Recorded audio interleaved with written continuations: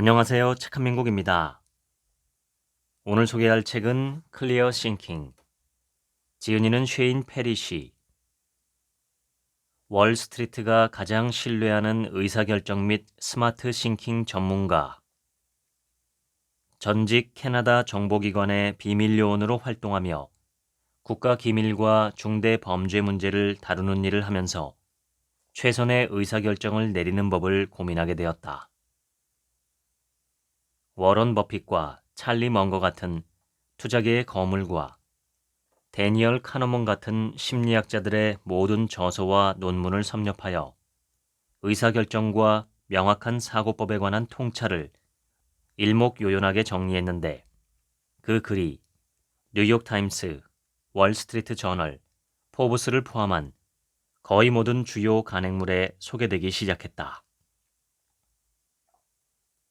명징한 의사결정에 관한 그의 통찰은 현재 포천 선정 500대 기업과 여러 스포츠팀에서 더 나은 결과를 산출하는 방법으로 사용되고 있다. 어떻게 하면 더 잘 추론할 수 있을까? 왜 사람들은 잘못된 결정을 내릴까? 어떤 연유로 똑같은 정보를 가지고도 누군가는 늘 다른 사람보다 더 나은 결과를 얻는 걸까? 중차대한 상황에서 더 정확히 예측하고 나쁜 결과로 이어질 확률을 크게 줄일 방법은 없을까? 우리는 생각하는 법이나 결정을 내리는 법을 배운 적이 없다. 나는 남들이라면 엄두도 내지 못하는 상황에서도 늘 명료하게 사고하는 것 같은 업계 거물들을 물색하기 시작했다. 수년에 걸쳐 나의 영웅인 찰리 먼거와 데니얼 카너먼과 함께 사고 및 의사결정에 관한 대화를 나눌 수 있는 행운을 누렸다.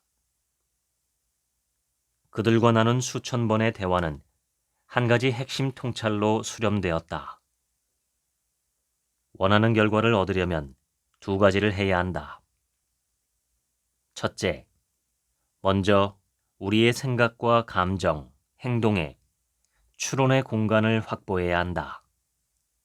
둘째, 이 공간을 의식적으로 활용하여 명료하게 사고할 줄 알아야 한다. 먼저 알아야 할 것은 명료한 사고의 장애물이 무엇인지다. 우리가 흔히 사고라고 말하는 것은 실제로는 아무 생각 없이 이루어진 반응일 때가 대부분이다. 이런 반응을 촉발하는 것은 인류의 생존을 위해 진화한 생물학적 본능이다. 이처럼 생각 없이 반응하면 우리의 입지는 약해지고 선택의 폭도 더 좁아진다. 하지만 생물학적 촉발 요인에 대응하는 법을 익히면 명료한 사고의 공간이 열리고 우리의 입지는 더욱 강화된다. 우리의 무의식이 우리보다 더 똑똑하고 더 빠르고 더 강력하다는 것을 명심하라. 누가 우리를 모욕하면 우리는 분노에 찬 말들을 쏟아붓는다. 누가 우리를 방해하면 을에 악의가 있을 것이라고 가정한다. 일이 원하는 것보다 느리게 진행되면 좌절하고 조급해진다. 이 같은 반응의 순간에 인간의 뇌는 생물학적 메커니즘의 노예가 된다. 그러면 결과는 우리가 원하는 것과 정반대 방향으로 치닫게 된다. 더 나은 결과를 얻기 위한 첫 번째 단계는 판단이 필요한 순간을 알 수 있도록 훈련하는 것이다. 그리고 잠시 멈춰서 명료한 사고를 위한 공간을 확보하는 것이다. 이 훈련에는 많은 시간과 노력이 필요하다. 생각 없이 반응할 때마다 상황은 점점 더 나빠진다. 인간의 많은 본능 중에서도 내가 보기에 가장 두드러지고 가장 독특하며 가장 위험한 네 가지 본능이 있다. 이런 본능에서 비롯된 행동은 인간 뇌의 기본값 또는 공장 설정과 같은 것이다. 이것은 자연 선택을 통해 우리의 DNA에 입력된 행동 프로그램이다. 이 본능이 촉발되면 잠시 멈추고 생각하지 않는 한 우리의 뇌가 자동으로 이를 실행한다. 1. 감정 기본값. 우리는 대개 이성과 사실보다 감정에 더 잘 반응한다. 2. 자아 기본값. 우리는 대개 우리의 자존감을 위협하거나 집단 위계 질서에서 우리의 위치를 위협하는 모든 것에 민감하게 반응한다. 3.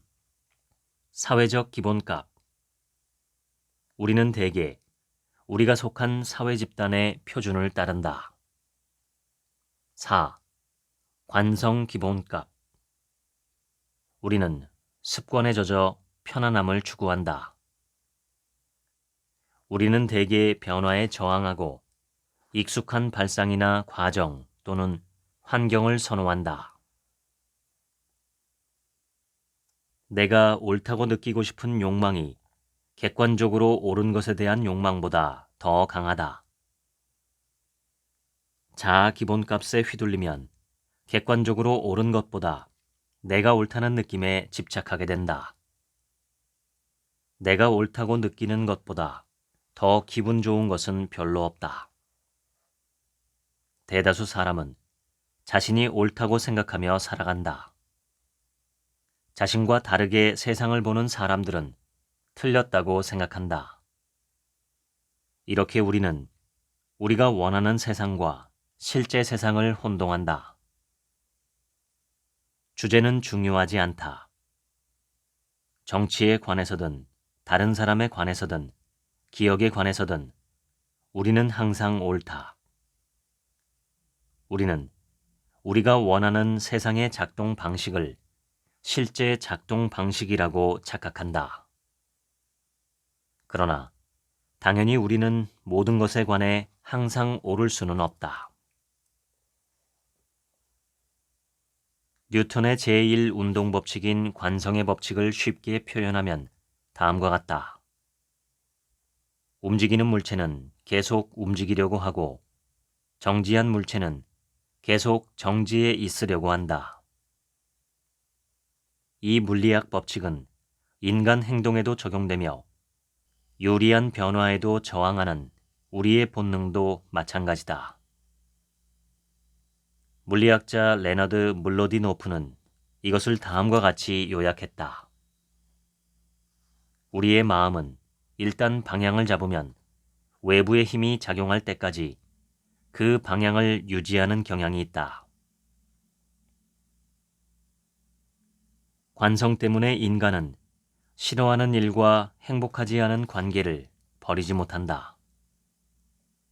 우리가 변화에 저항하는 이유 중 하나는 현재 상태를 유지하는 데는 거의 노력이 들지 않기 때문이다. 우리는 스스로 상황이 바뀌면 기꺼이 신념을 바꿀 만큼 개방적이라고 생각하지만 역사를 살펴보면 전혀 그렇지 않다.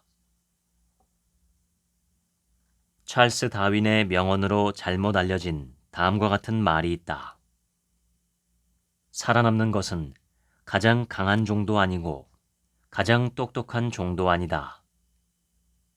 변화에 가장 잘 적응하는 종이 살아남는다. 이는 다윈이 한 말은 아니지만 그렇다고 쓸모없는 말이 아니다. 상황이 변하면 이에 적응해야 한다. 그러나 관성은 우리의 마음을 다치게 하고 지금까지 하던 방식을 바꾸고자 하는 동기를 짓밟는다. 관성은 대안을 떠올리기 어렵게 하고 실험과 경로 수정을 방해한다. 전에도 그랬다는 이유만으로 똑같이 같은 행동을 반복하고 있을 때 등을 조심하라. 인간은 자신이 원하는 대로 할 수 있지만 자신이 원하는 대로 하지 않으려 한다. 아르투어 쇼펜하우어. 반가운 소식은 우리로 하여금 생각 없이 반응하게 만드는 바로 그 생물학적 성향을 우리에게 유익한 힘으로 재훈련시킬 수 있다는 점이다. 기본값을 개선하는 방법은 간단하다. 의지력을 통해서가 아니라 원하는 행동이 기본 행동이 되도록 환경을 의도적으로 조성하는 것이다. 내가 원하는 행동이 기본 행동인 집단에 들어가는 것이야말로 가장 효과적인 방법이다. 책 읽는 것을 좋아한다면 독서 클럽에 가입하라. 달리기를 하고 싶으면 러닝 크루에 가입하라. 다양한 운동을 하고 싶으면 트레이너를 고용하라. 의지력만으로는 어렵고 내가 선택한 환경이 나를 뒷받침할 때 최선의 선택이 가능해진다. 인간의 기본값은 내면에 깊이 뿌리박힌 생물학적 성향들, 즉 자기보존 성향, 사회적 위계질서를 인정하고 유지하려는 성향, 자신과 자기 영역을 지키려는 성향 등에 기초한다. 의지만 있으면 이런 것들을 제거할 수 있으리란 생각이야말로 오히려 생물학적 성향의 통제에서 벗어나지 못하게 만드는 착각이다. 우리에게 필요한 4가지 핵심 강점은 다음과 같다. 1. 자기 책임. 능력을 개발하고 무능력을 관리하면서 이성을 사용해 행동을 통제하는 책임을 지는 것. 2. 자기 이해. 자신의 강점과 약점, 즉 내가 할 수 있는 것과 그렇지 못한 것을 아는 것. 3. 자제력. 두려움, 욕망, 감정을 다스리는 것. 4. 자신감. 자신의 능력과 자신이 타인을 위해 할 수 있는 일의 가치를 신뢰하는 것. 자기 책임이란 자신의 능력, 무능력, 행동에 대해 책임을 지는 것이다. 그렇게 하지 못하면 앞으로 나아갈 수 없다. 내가 스스로 책임을 물을 수 있어야 한다. 자기 책임감이 부족한 사람은 자동 조종 장치에 의존하는 경향이 있다. 이런 사람은 끊임없이 외부 압력에 굴복한다. 이런 사람은 지도자가 아니라 추종자다. 이런 사람은 자신의 실수에 책임을 지지 않는다. 늘 타인이나 환경, 불운을 탓하면서 자기 잘못은 전혀 없다고 생각한다. 그러나 실제로는 모두 자신의 탓이다. 자신의 행동으로 인해 자신의 자아상과 어울리지 않는 결과가 초래되었을 때 사람들은 보통 다른 사람이나 열악한 여건을 탓하면서 자아를 보호하려고 한다. 심리학자들은 이런 성향을 가리키는 용어까지 만들었다. 이른바 자기만족 편향이다. 자아상을 보호하고 강화하는 방향으로 사물을 평가하는 습관을 의미한다. 내가 통제할 수 없는 일이 벌어졌어도 최선을 다해 사태를 수습할 책임은 여전히 내게 있다. 자신이 통제할 수 없는 불운 때문에 고통받는 사람들은 늘 있게 마련이다. 사람들은 유탄을 맞거나 질병에 걸리거나 음주운전자의 차량에 치이기도 한다. 그러나 이런 것들을 아무리 불평해도 현재 처한 상황이 바뀌지는 않는다. 내 잘못이 아닌 이유를 아무리 궁리해도 상황이 나아지지 않는다. 내가 감당해야 할 결과는 그대로 있다. 우리는 항상 다음 움직임에 초점을 맞춰야 한다. 상황이 쉽게 돌아갈 때는 평범한 사람과 비범한 사람을 구분하거나 내 안에 있는 비범함을 발견하기가 쉽지 않다. 로마의 노예 출신 작가 푸블릴리우스 시루스의 명언처럼 바다가 잔잔하면 누구나 배를 조종할 수 있다. 비범한 사람이 되는 길은 상황과 상관없이 자신의 행동에 책임을 지려는 결심에서 출발한다. 비범한 사람은 이미 받은 카드를 바꿀 수 없다는 걸 알기에 더 나은 카드를 꿈꾸며 시간을 허비하지 않는다. 대신 카드를 어떻게 사용해야 최상의 결과를 얻을 수 있을지에 집중한다. 사람들이 가장 많이 저지르는 실수 하나는 세상의 실제 모습을 인정하는 대신 세상이 어때야 하는지에 관해 이러쿵저러쿵 흥정하는 것이다. 해결책은 흥정을 멈추고 상황의 현실을 인정하기 시작할 때 나타난다. 왜 이 지경이 되었는지가 아닌 다음 움직임에 초점을 맞출 때 많은 가능성이 열린다. 행동에 앞서 자신에게 던져야 할 효과적인 질문은 이것이다. 이 행동을 통해 미래가 더 쉬워질까? 아니면 더 어려워질까? 놀랍도록 단순한 이 질문을 통해 상황을 바라보는 시각을 바꾸고 상황이 더 나빠지는 것을 방지할 수 있다. 나의 할아버지는 종종 다음과 같이 말했다. 구덩이에 빠졌을 때 가장 먼저 해야 할 일은 구덩이 파기를 멈추는 거야.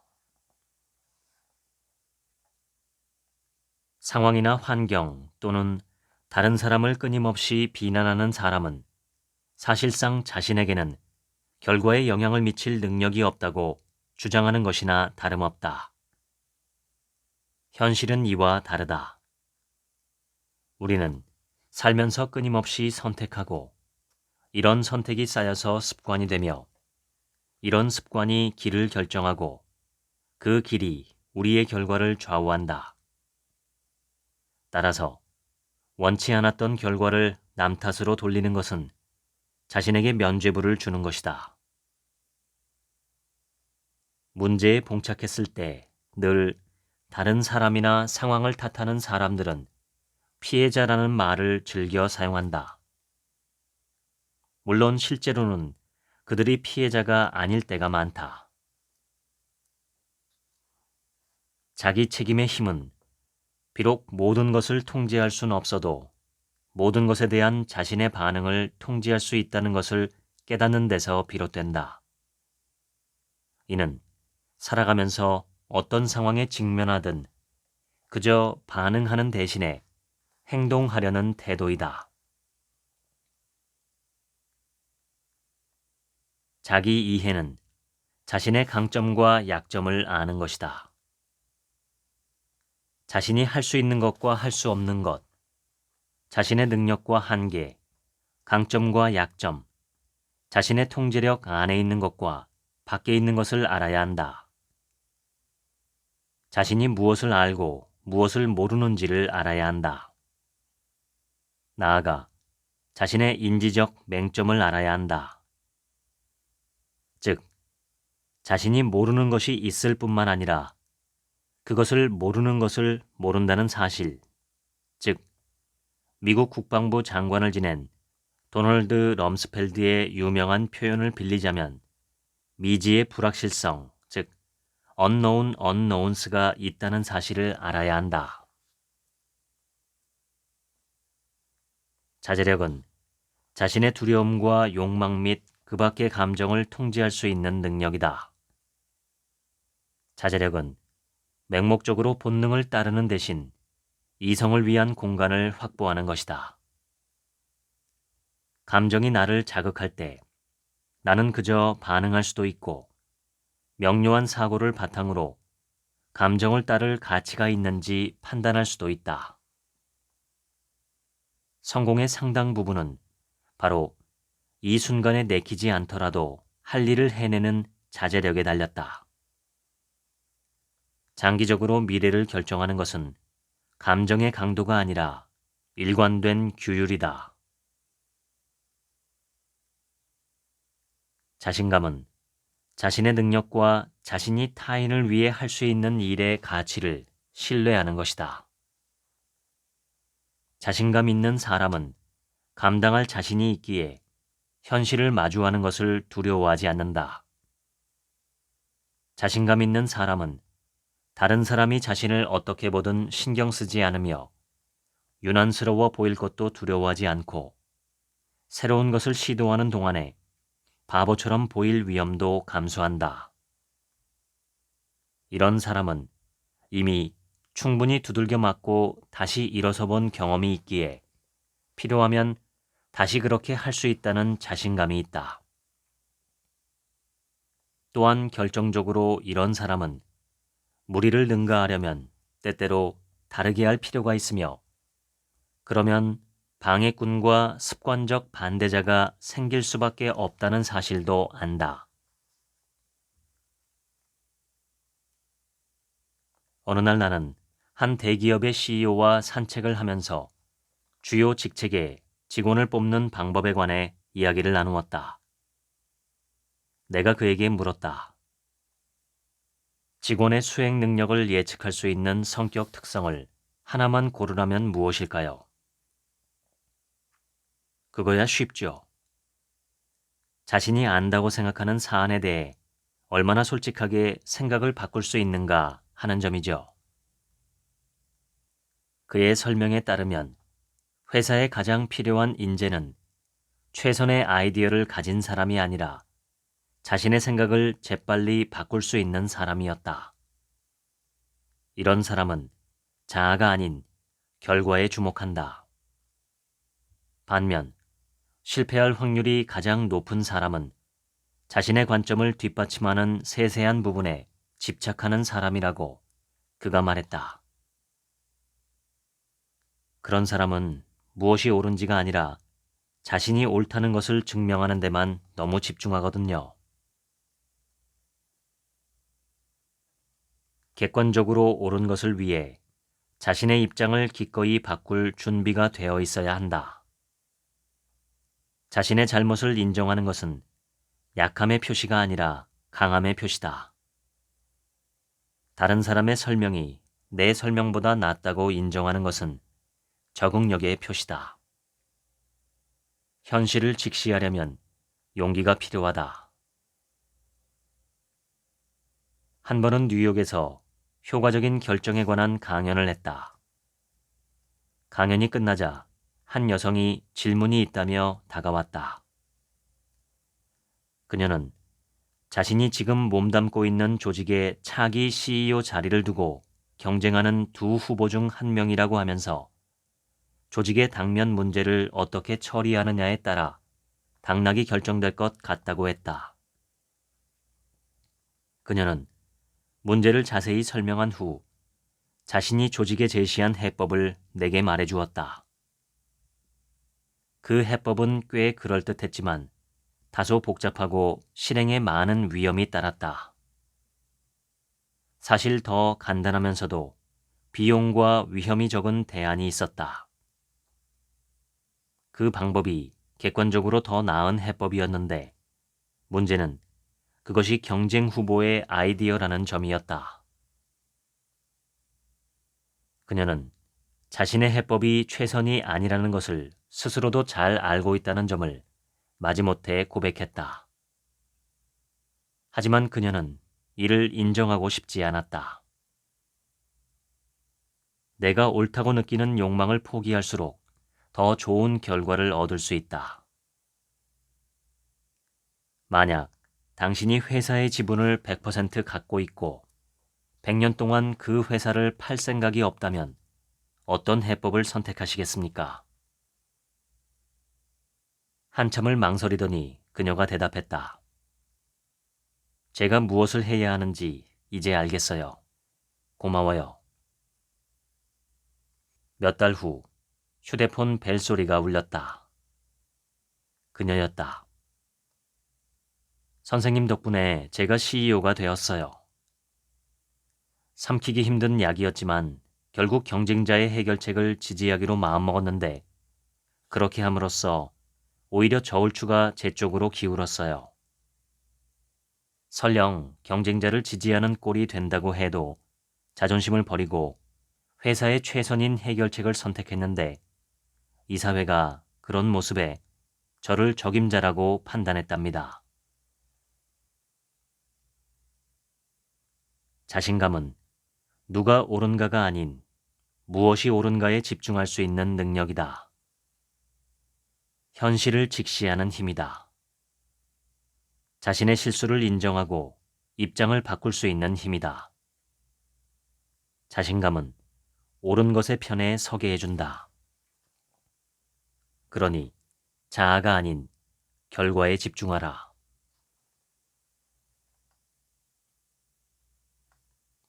정기적으로 사람들과 관계를 맺으면 필연적으로 그들처럼 성장할 것이다.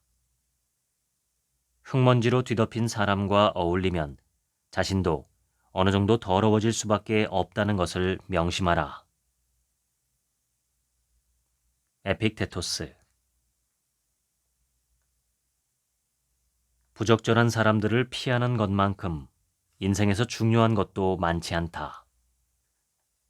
우리는 무의식적으로 주위 사람들을 닮는다. 멍청이 밑에서 일하다 보면 조만간 자신도 그렇게 될 것이다. 이기적인 직장 동료 사이에서 일하면 조만간 자신도 그렇게 될 것이다. 불친절한 사람과 자주 어울리다 보면 자신도 서서히 불친절해질 것이다.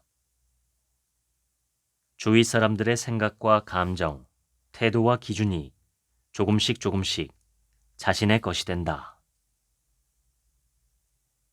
챔피언이 비범한 기준을 만드는 것이 아니다. 비범한 기준이 챔피언을 만든다. 높은 기준이야말로 최고 성과자들의 공통된 특징이다. 행운이나 재능으로 설명되지 않는 비범한 성과를 거두는 선수나 팀은 언제나 높은 기준을 추구한다. 나는 미국의 전 국무장관이었던 헨리 키신저에 관해 읽었던 이야기가 생각났다. 한 직원이 초안 메모를 작성해 키신저의 책상 위에 놓았다. 잠시 후 키신저가 그에게 다가와 이것이 그가 할 수 있는 최선의 결과냐고 물었다. 직원은 아니요라고 답하며 메모 전체를 다시 작성해 제출했다. 다음 날 직원은 키신저에게 다시 달려와 그의 의견을 물었다. 키신저는 다시 그에게 이것이 그가 할 수 있는 최선이냐고 물었다. 직원은 메모를 가져가 또다시 작성했다. 그 다음 날 아침에도 똑같은 장면이 연출되었는데 이번엔 직원이 정말로 최선의 결과라고 대답했다. 그제야 키신저는 알았어요. 읽어볼게요. 라고 답했다. 높은 기준을 가진 사람은 함께 일하는 모든 사람에게 자신처럼 열심히 일해서 기대하는 수준 또는 그 이상을 달성하길 기대한다. 그 이하는 용납되지 않는다. 자신과 자신이 할 수 있는 것의 기준을 높이지 않으면 어떤 일에서든 비범한 결과를 얻을 수 없다. 기준을 높여 강점을 키우는 데는 두 가지 요소가 필요하다. A. 기준을 높이기에 적절한 롤 모델이다. 함께 일하고 있거나 존경하는 사람 또는 오래전에 세상을 떠난 사람이라도 롤 모델로 삼을 수 있다. 기술이든 성격 특성이든 가치관이든 특정 영역에서 자신을 더 나은 사람으로 만들 수 있는 사람이어야 한다. B. 롤 모델을 닮기 위한 일정한 방식의 연습이다. 만약 롤 모델이 자신의 입장이었다면 어떻게 했을 것 같은지 성찰하고 그에 맞춰 행동하라. 고대 로마 철학자 세네카는 친구 루킬리우스에게 보낸 편지에서 삶의 기준으로 삼을 롤 모델 또는 모범을 찾으라고 충고했다. 인간의 마음에는 존경할 수 있는 누군가가 필요하다. 떠올리기만 해도 마음이 차분해지고 가르침을 얻을 만큼 존경하는 사람이 있는 자는 행복하다. 우리의 삶을 견줄 수 있는 누군가가 필요하다. 잣대가 없으면 비뚤어진 것을 바로잡을 수 없다.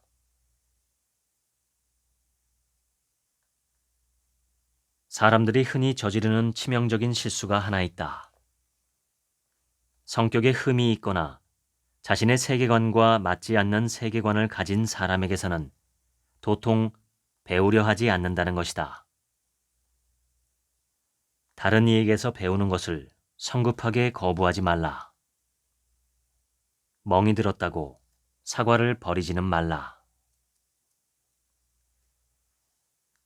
정의롭게 행동하면 정의로워지고 온화하게 행동하면 온화해지며 용감하게 행동하면 용감해진다. 아리스토텔레스. 가령 투자 결정을 내려야 할 경우 워런 버핏이라면 어떻게 했을까 자문할 수 있다. 이 같은 사고 연습을 자주 하는 것이 중요하다. 생각, 감정, 행동의 새로운 방식이 몸에 익을 때까지 계속 반복해야 한다.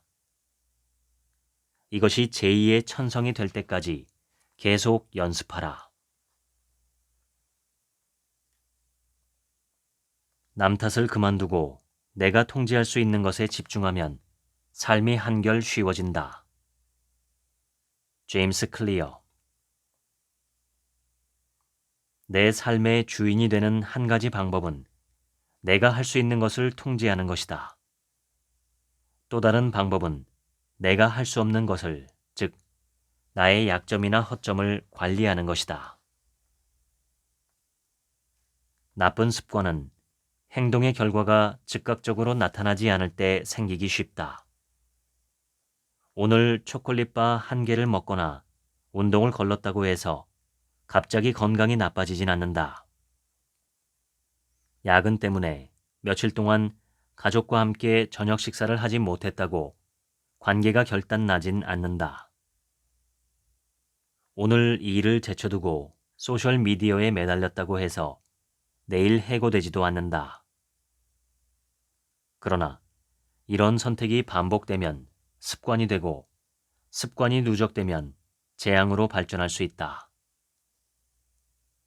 실패의 공식은 몇 가지 작은 실수를 꾸준히 반복하는 것이다. 인간의 가장 큰 맹점은 보통 자신의 약점을 보지 못하는 데 있다. 물리학자 리처드 파인만은 다음과 같이 말했다. 첫째 원칙은 자신을 속이지 않는 것이다. 우리 자신이야말로 가장 속이기 쉬운 상대다.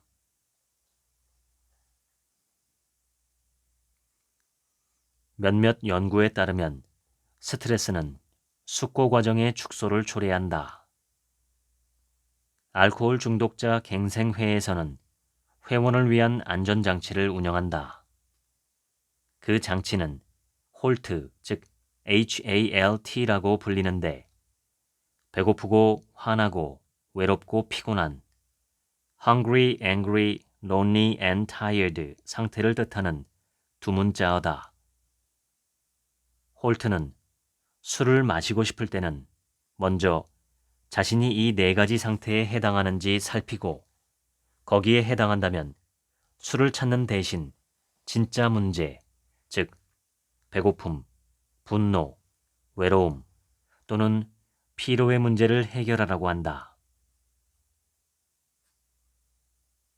인지 편향과 사고 오류 분야의 대부이자 노벨상 수상자이기도 한 데니얼 카너먼은 나와 대화하던 중에 판단력을 향상시킬 수 있는 뜻밖의 방법을 제시했는데 그것은 결정을 규칙으로 대체하는 것이었다.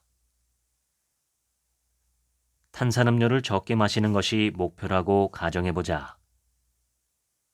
탄산음료를 마실지 말지 매번 결정하는 대신 규칙을 만들어라.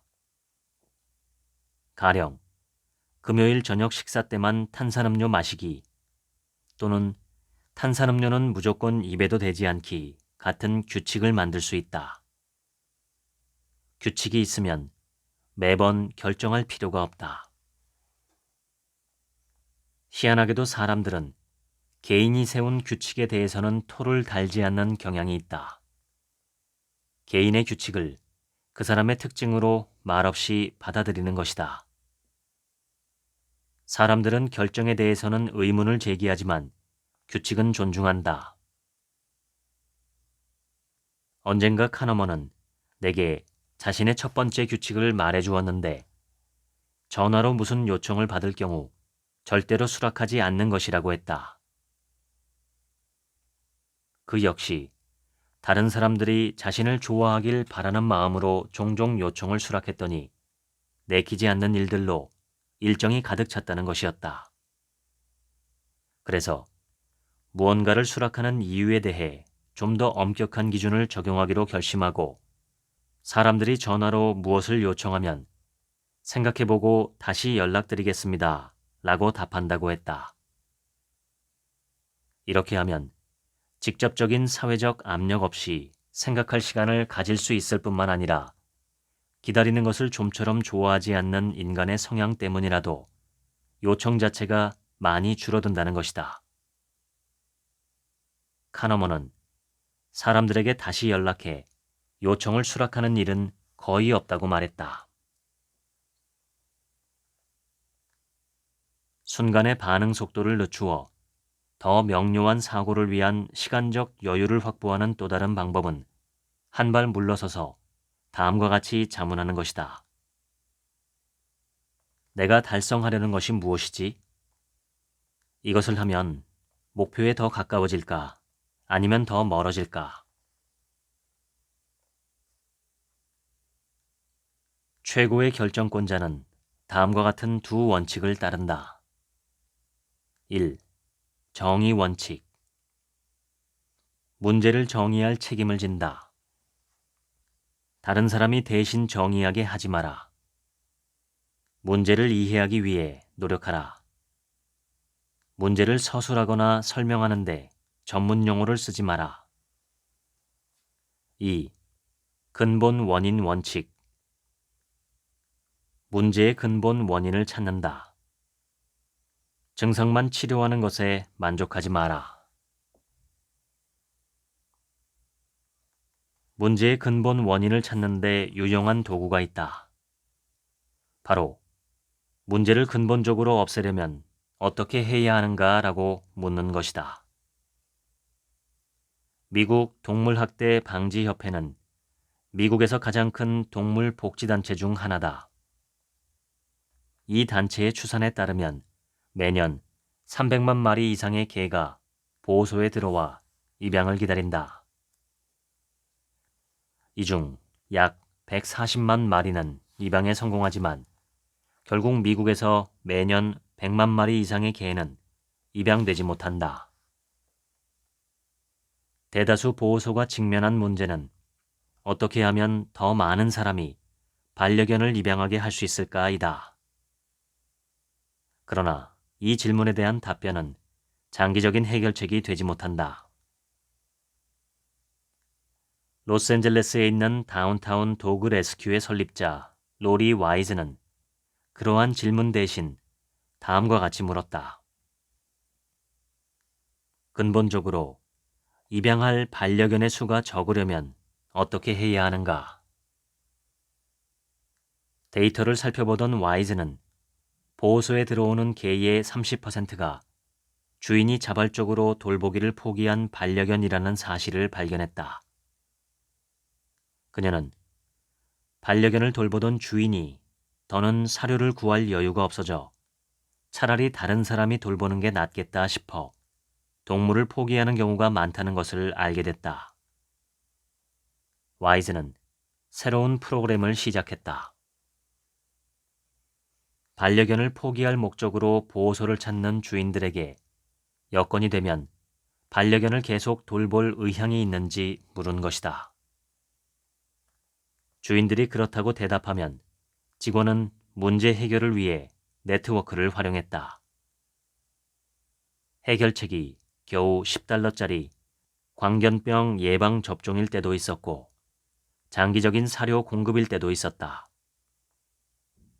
와이즈와 그녀의 팀은 반려견을 보호소에 수용하는 것보다 주인에게 사료를 공급해 계속 돌볼 수 있게 하는 편이 더 저렴하다는 사실도 발견했다. 놀라운 것은 이 프로그램 덕분에 반려견을 포기하려고 보호소를 찾은 가족의 75%가 반려견을 계속 돌볼 수 있게 되었다는 점이다. 이해한다는 것은 무엇을 해야 할지 아는 것이다. 철학자 쇠렌 키르케고르는 삶은 뒤로만 이해할 수 있지만 우리는 앞으로만 살아야 한다라고 했다. 그러나 다행히도 내일의 성찰력을 오늘의 예지력으로 전환할 수 있는 방법이 있다. 심리학자들이 사전 부검이라고 부르는 사고 실험이다. 이것은 새로운 개념이 아니라 스토아 철학에서 유래한 것이다. 고대 철학자 세네카는 삶에 피할 수 없는 부침에 대비하기 위해 최악의 예상이라는 훈련법을 사용했다. 요점은 문제에 대해 걱정하는 것이 아니라 문제에 대비해 자신을 강화하는 것이다. 많은 사람은 자신의 문제 해결 능력이 부족하다고 생각하지만 실제로는 문제의 예상 능력이 부족한 것이다. 해독제는 다음과 같은 원칙이다. 나쁜 결과 원칙. 미래의 이상적인 결과만 상상하지 마라. 잘못될 수 있는 상황과 이런 일이 벌어질 때 어떻게 극복할 것인지도 상상하라. 모든 상황을 고려하라. 뜻밖의 사태가 벌어지지 않도록 하라. 세네카의 말처럼 우리는 모든 가능성을 상상하고 일어날 수 있는 상황에 대처하는 정신을 강화해야 한다. 벤처 사업가 조시 울프가 즐겨 말하듯 실패는 실패를 상상하는 데 실패하는 데서 비롯한다. 어떤 프로젝트와 목표, 회사이든 가장 중요한 것은 단 하나다. 가장 중요하다는 것이 두 가지 이상이면 명료하게 사고하지 못한 것이다. 이것이야말로 리더십과 문제 해결의 중요한 측면이다. 다른 모든 기준보다 중요한 한 가지 기준을 선택해서 팀원들이 이해할 수 있게 설명해야만 팀원들이 스스로 결정을 내릴 수 있다. 이것이 진정한 리더십이다. 팀원들이 어떤 가치의 기초에 결정을 내리면 되는지 분명히 해야 한다. 기준을 기록한 메모지들 중에서 가장 중요해 보이는 기준을 선택해 벽에 붙여라. 그런 다음 다른 기준을 집어라. 둘을 비교하면서 이 둘 중에서 반드시 한 개만 선택해야 한다면 어느 쪽이 더 중요할까? 라고 자문해보라. 무엇을 겨냥해야 하는지 모르면 관역을 맞출 수 없는 것처럼 무엇을 찾는지 모르면 아무것도 발견할 수 없다. 무엇이 중요한지 모르면 관련 있는 것들은 놓치고 관련이 없는 것들에만 시간을 허비하게 된다. 대다수 정보는 관련성이 없다. 무엇을 무시해야 하는지를 아는 것, 즉 신호와 잡음을 구별하는 것이 소중한 시간을 허비하지 않는 비결이다. 정보의 흐름이 멈추지 않는 세계에서 중요한 것과 그렇지 않은 것을 신속히 구별할 수 있는 사람은 매우 유리한 위치에 서게 된다. 무엇을 무시해도 되는지 알면 중요한 것에 집중할 수 있다. 역사를 통해 알 수 있듯 위대한 사상가들은 모두 직접 수집한 정보를 이용했다. 그들은 가공되거나 여과되지 않은 정보를 찾아 과감하게 세상 속으로 뛰어들어 세상과 직접 상호작용했다. 가능하면 언제라도 직접 깨닫고, 직접 보고, 직접 해봐야 한다. 미국의 장군 조지 마셜은 아주 유능하고 이타적인 지도자였다. 제2차 세계대전 중 어느 시점에 미국 육군성과 태평양 공군 사령부는 곤란한 상황에 빠졌다. 조종사들이 비행을 거부했기 때문이었다. 비행기 부품의 문제는 아니었다. 요청한 대로 모든 부품을 받았기 때문이다. 마셜은 조종사들이 비행기의 개조를 원하는지 물었다. 미군 비행기는 일본군의 제로기보다 무겁고 기동성이 떨어졌기 때문이었다. 그러나 그것이 문제가 아니었다. 조종사들은 이를 원치 않았다. 마셜은 무엇이 문제인지를 이해하기 위해 더 많은 노력을 기울였다. 사령관과도 면담했지만 특별한 것이 없었다. 그래서 평소 하던 대로 누군가를 보내서 상황을 둘러보고 그들이 떠드는 이야기뿐 아니라 보고되지 않은 것들은 없는지 살펴보라고 지시했다. 상황을 살펴보기 위해 본부에서 파견된 일을 좋아하는 사람은 없다. 사령관부터 일선 조리사까지 모두가 깨름칙하게 여겼다. 그러나 마셜은 문제의 핵심에 접근하기 위해서는 현장의 눈과 귀가 필요하고 출처를 직접 찾아가야만 답을 얻을 수 있다는 사실을 알고 있었다. 얼마 후 마셜의 직속 부하가 발견한 것이 있었다. 공군 지상 요원들이 모기에 무방비로 노출되어 있다는 것이었다. 정비사들은 밤마다 벌레를 끌어들이는 전등을 켠 채 비행기에서 작업하느라 모기의 먹잇감이 될 수밖에 없었다. 그래서 항말라리아제를 늘 끼고 살았는데 조종사들이 이런 정비사의 작업을 믿을 수 없어서 비행을 거부한 것이었다. 모기 방어망이 확실한 본부에서 일하는 사람들은 현장에서 실제로 무슨 일이 벌어지고 있는지 알 도리가 없었다. 그들은 탄약과 부품, 식량 같은 전투 보급품에만 집중했고 모기장은 꿈에도 생각지 못했다. 마셜은 모기장을 확보하라고 지시했다. 이렇게 문제가 해결되었다. 마셜 장군은 원 출처에 접근해야만 문제를 이해하고 해결할 수 있다는 것을 알았다. 그래서 그는 끊임없이 최전선을 직접 누비거나 신뢰하는 사람을 보내 실제 상황을 살피게 했다. 사람들이 정보나 사실이라고 여기는 것의 상당 부분은 그저 의견에 불과하거나 많은 의견과 뒤섞인 약간의 사실일 뿐이다. 사람들은 각자의 동기와 이익에 따라 세상을 다르게 본다. 당신이 지식 노동자라면 당신은 결정을 생산할 것이다. 이것이 당신의 일이다. 당신이 얼마나 멀리 나아갈지, 얼마나 빨리 그곳에 도달할지는 결국 결정의 품질에 달렸다. 훌륭한 결정을 꾸준히 내릴 수 있는 방법을 배운 사람은 그저 좋은 결정을 내리는 사람을 빠르게 앞지를 것이다. 그러나 훌륭한 결정을 내리려면 먼저 배워야 한다. 훌륭한 결정권자는 자신의 실수와 성공에서 배우는 능력이 탁월하다. 바로 이런 능력 때문에 그들은 탁월하다. 이런 능력 덕분에 그들은 성공을 반복하고 실패의 반복을 회피한다. 이러한 능력을 스스로 개발하지 않으면 시간이 지나도 의사결정 과정이 개선되지 않는다.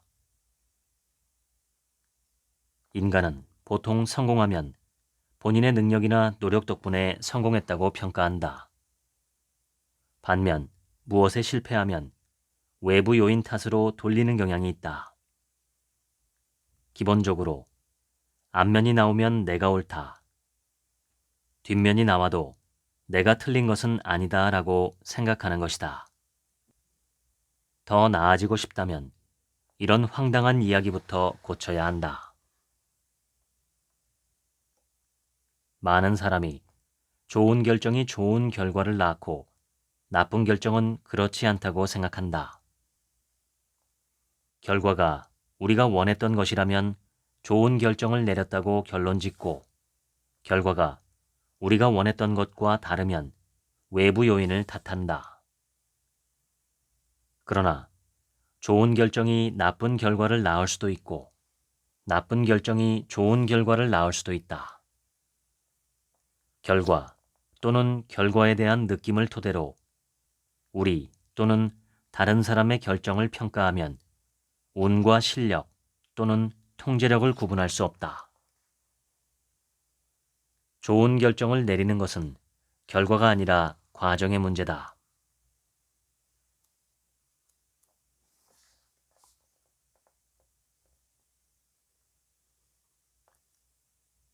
좋은 의사결정은 다음의 두 가지로 요약된다.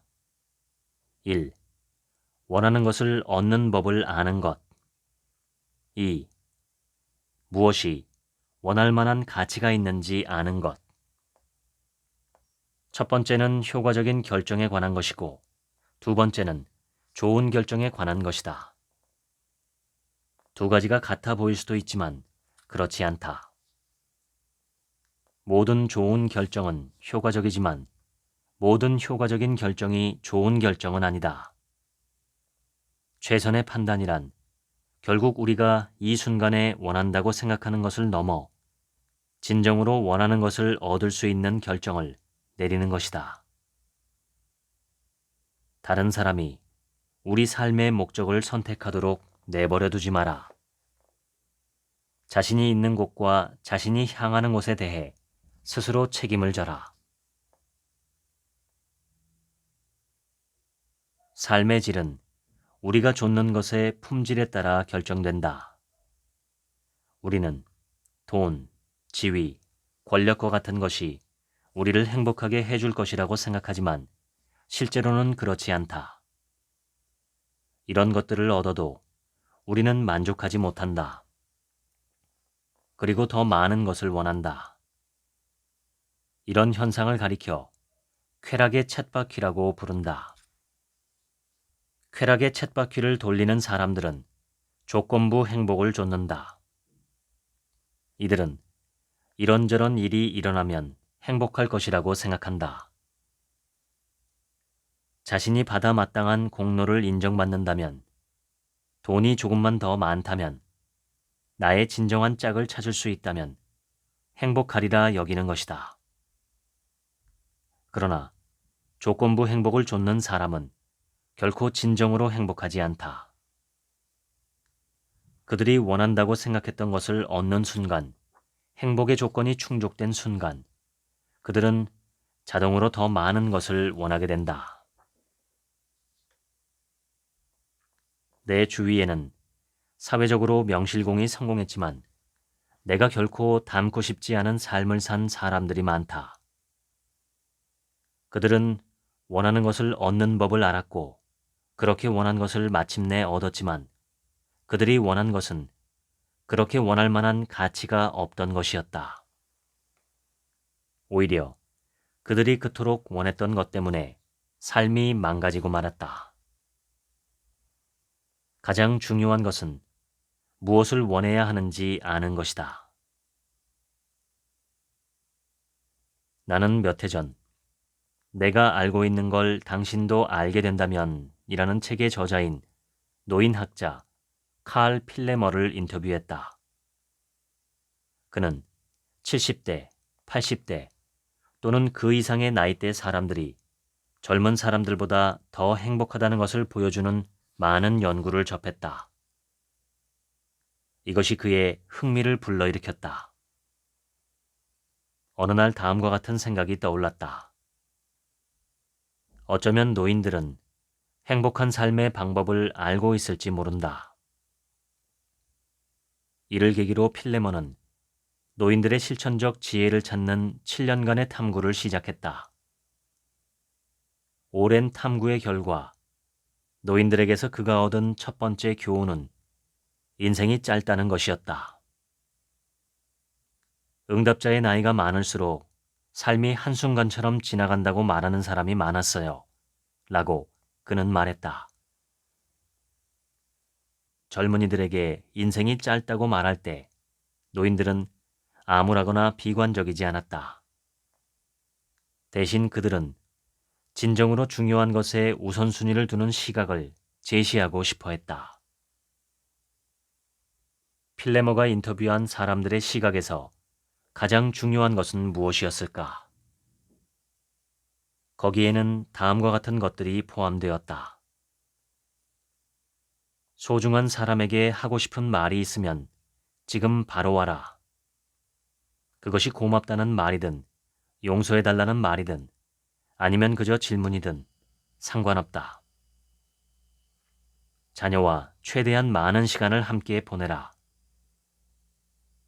자신을 행복하게 해줄 값비싼 물건을 기다리지 말고 일상의 기쁨을 만끽하라.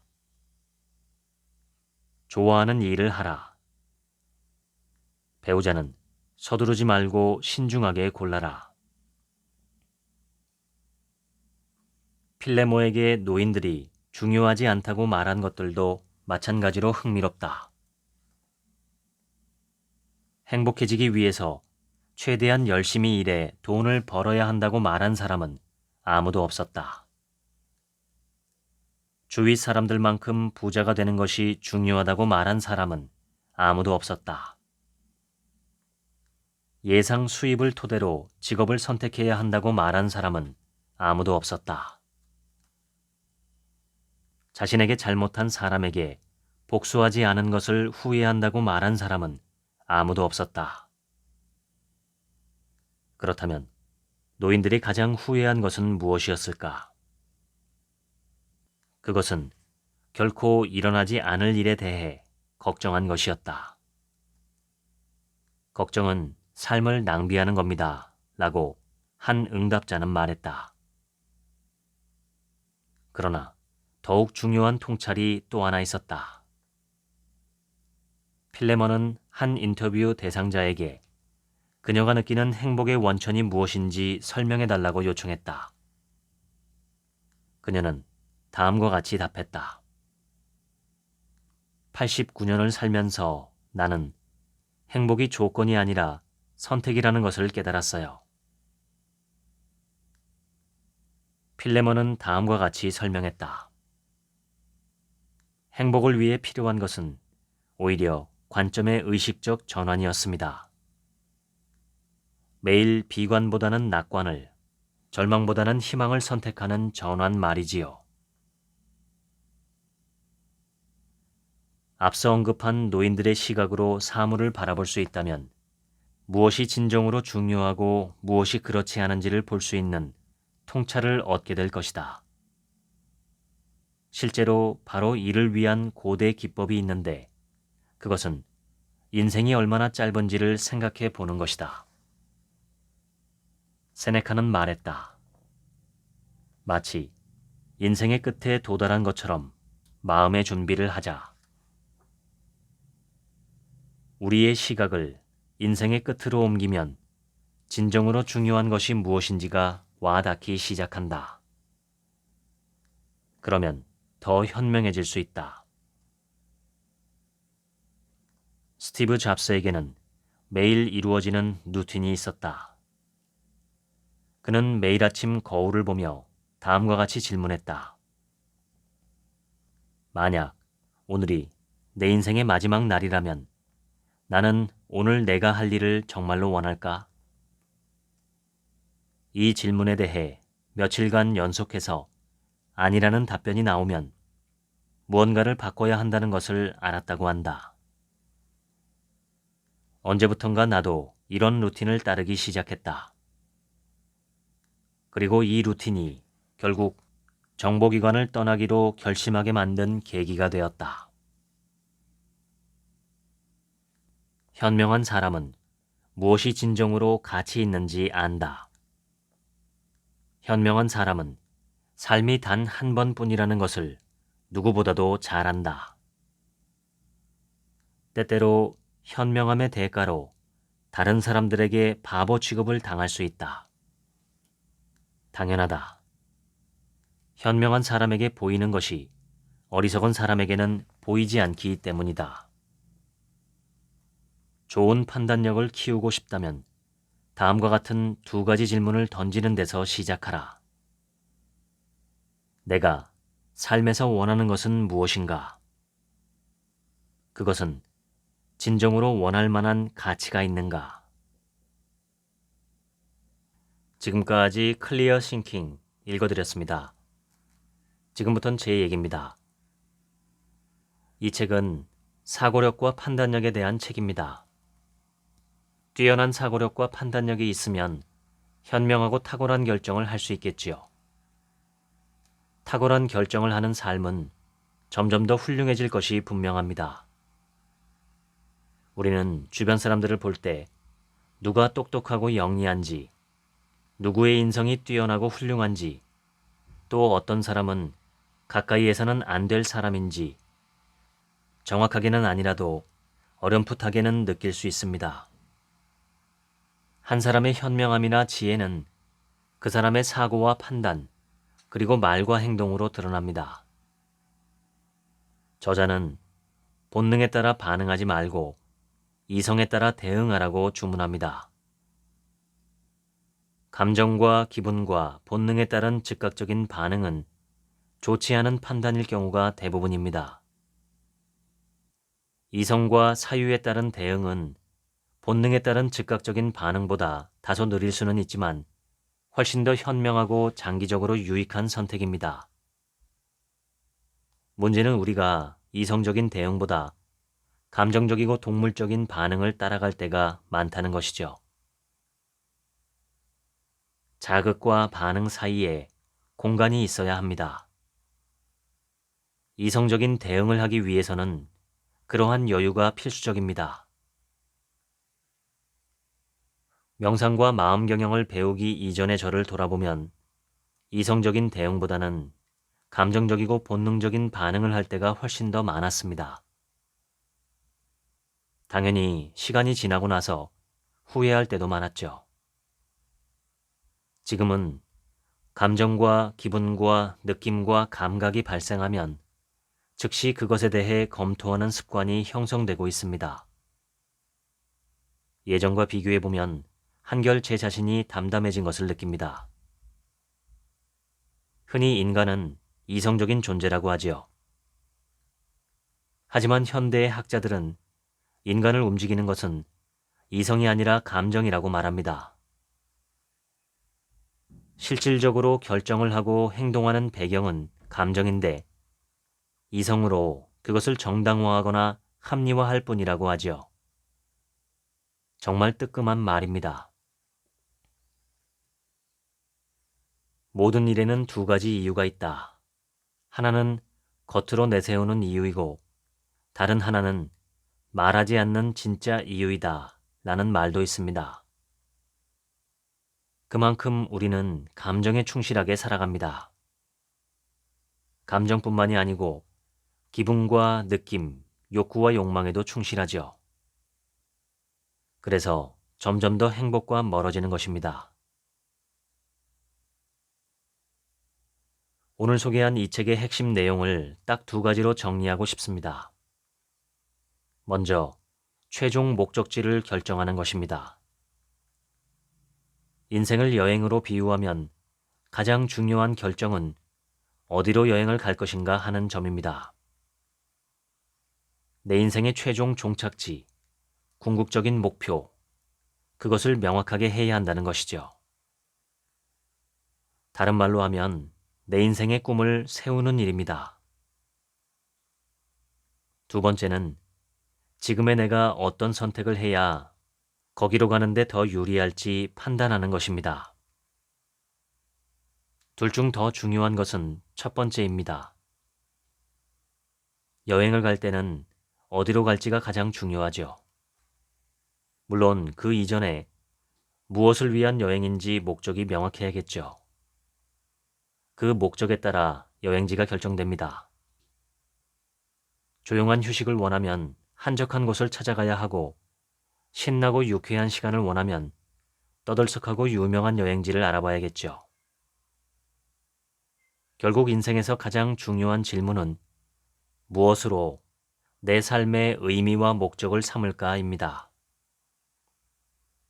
두 갈래 길이 있는데 목적지가 분명하지 않다면 아무 길로나 가도 됩니다. 인생의 꿈과 목적이 분명하지 않다면 그냥 아무렇게나 살아도 괜찮습니다. 그래서 이 책의 저자도 책의 말미에 두 가지 중요한 질문을 던집니다. 내가 삶에서 원하는 것은 무엇인가? 그리고 그것은 진정으로 원할 만한 가치가 있는 것인가? 라는 질문입니다. 인생과 세상에는 우리가 추구할 수 있는 수많은 길이 있지만 그 중에 내가 원하는 길은 무엇인지, 그리고 그것이 진정으로 내 삶을 걸 만큼 가치가 있는 것인지 스스로에게 먼저 질문을 해보라는 것이죠. 이 방송을 들으시는 당신께서는 어떤 사람이 되어 어떤 인생을 살고 싶으신가요? 혹은 어떤 사람으로 어떤 인생을 살아오셨나요? 만족하시나요? 아쉬움은 없으신가요? 더 멋지고 훌륭한 꿈을 꾸시면 좋겠습니다. 그리고 그 꿈을 달성할 수 있는 연장도, 도구도 더 다양하게 갖추시면 좋겠습니다. 진지하게 삶을 마주하시면 좋겠습니다. 지금처럼 살아도 좋은지, 아니면 무언가 더 원대하고 아름답고 보람찬 꿈을 꿀 것인지 말입니다. 지금까지 책 한 민국의 하루치 생각이었습니다. 감사합니다.